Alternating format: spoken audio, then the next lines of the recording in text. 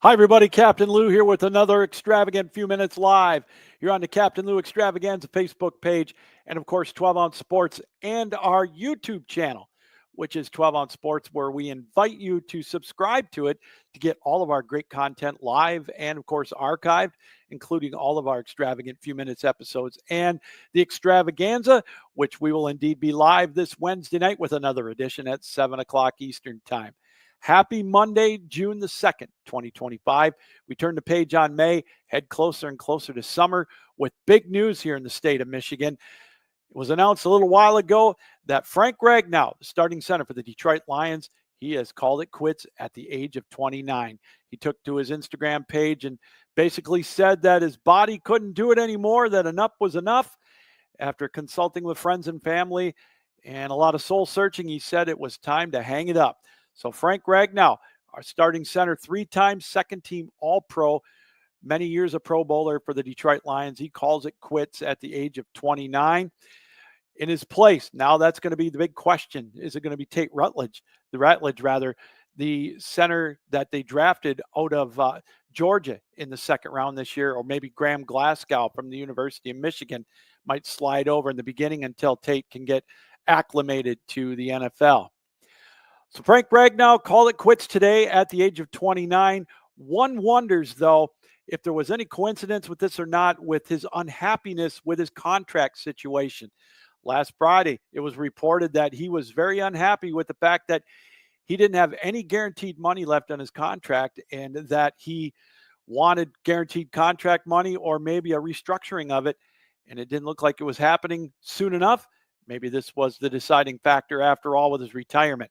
I know he's battled through a lot of injuries, turf toe, very extreme turf toe, a partially torn pec tendon last year where he missed one game and played through it, a severe throat injury, one of the toughest guys Detroit's ever had. But Frank Ragnow retires at the age of 29. Elsewhere here in the state of Michigan, yesterday it was announced, it was leaked out, and then today it was confirmed by Michigan State that they've hired their new athletic director. Jay Batt will be the new athletic director at Michigan State University. Looks like a home run hit for the Spartans, as he's going to get a 6-year contract, reportedly at $1.8 million a year, just about double what Alan Haller received at Michigan State as the previous AD. Batt comes with a lot of accolades. He's got fundraising. That's his expertise, and he set records at Georgia Tech with his fundraising ability, going from 43% to 78% in a matter of a year or two. He was big in Alabama before that with his fundraising efforts. So, athletic director at Michigan State University. It was announced today. The official press conference will be this Wednesday, and he will officially take the job over reportedly in 2 weeks from today on June 16th. Now, with Jay Batt, the new athletic director, first question that comes to mind is Michigan State's football coach, Jonathan Smith. Is he in a lame duck year? Now, should he do good? Should he have a great year? Will he try to maybe flex some muscle, use a little leverage to try to get a better deal? He's not Gustewitz's guy, the president of Michigan State, and obviously he's not Jay Batt's guy. He was Alan Haller's guy. So what kind of pressure is Jonathan Smith going to feel? Should Michigan State underachieve by their standards, that being maybe not going to a bowl game or even only getting to 6 or 7 wins? Will they try to buy him out? Will they try to replace him with maybe Brent Key, the coach right now at Georgia Tech? Or, like I said, if he gets a 9-3 record, will he try to get more money out of Michigan State, or will he try to go elsewhere? That's going to be the million-dollar question right here at Michigan State throughout the year. What is going to be the status of Jonathan Smith? Can't wait to see that. All right, let's take a look at Major League Baseball, the standings, as we do every day here on an Extravagant Few Minutes. The Tigers open up a 4-game set with the last place Chicago White Sox after winning 2 out of 3 in Kansas City. Both teams traded 1-0 shutout wins. Detroit won on Friday night, so another series win for the Tigers. They're at 39-21, 6 games up on the Guardians, 7 up on the Twins, and 8 on the Royals. It's going to be Jack Flaherty getting the start tonight for the Tigers at 7:40 Eastern Time. The Tigers, 4 games in Chicago against the White Sox, And then this weekend, a biggie against the National League East leading Chicago Cubs, a 3-game set at Comerica Park. Elsewhere in the American League last night, the Yankees were able to salvage a win in Los Angeles. They've got a 5.5-game lead on the Toronto Blue Jays now, as they've won 5 straight. The Tampa Bay Rays are 6.5 back, and the Red Sox, who finally won a game, they are 8.5 back. In the American League West, the Mariners are back on top over the Houston Astros. They've got a half-game lead. They've lost that lead on Friday night, but there's still a half-game lead up on the Astros at 32-26. The Texas Rangers are 4 back. In the National League, the Mets now have a 1-game lead over the Phillies. The Phillies have lost 4 straight. They got swept by the Brewers this weekend. The Mets at 37-22 with a 1-game lead over the Phillies. 9 now over Washington and 9.5 over the Braves.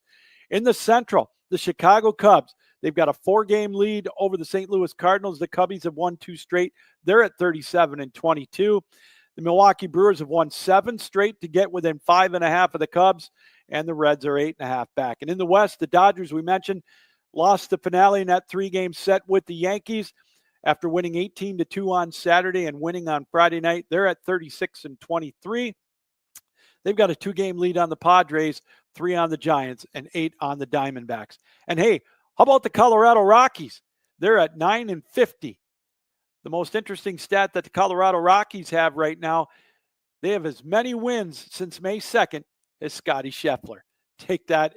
Think about that one for a second. You talk about futility. It's indeed there.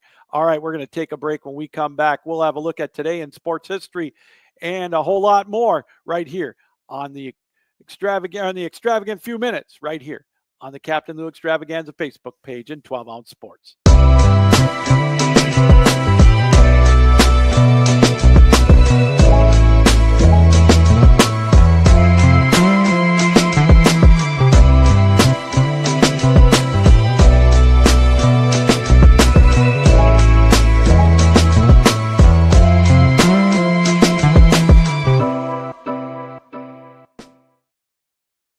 Welcome back, everybody, to an Extravagant Few Minutes live here on the Captain Lou Extravaganza Facebook page and, of course, 12 Ounce Sports on our YouTube channel, which is 12 Ounce Sports.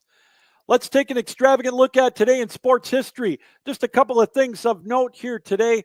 In 1987, the Seattle Mariners drafted future Hall of Famer Ken Griffey Jr.